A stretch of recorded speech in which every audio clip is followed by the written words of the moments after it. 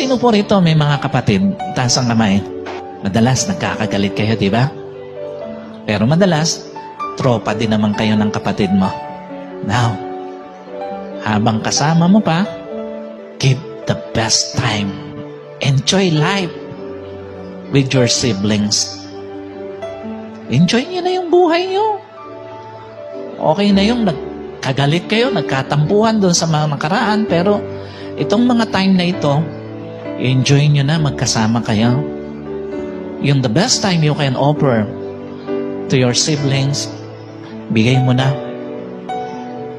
At okay lang kung ikaw yung tumutulong sa kapatid mo.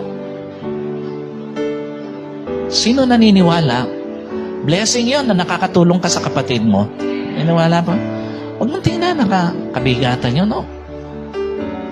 Give the best life you can offer to your siblings. Kahit mas bata ka, pero ikaw yung may kakayanan tumulong sa kapatid mo, give the best life you can offer to your siblings.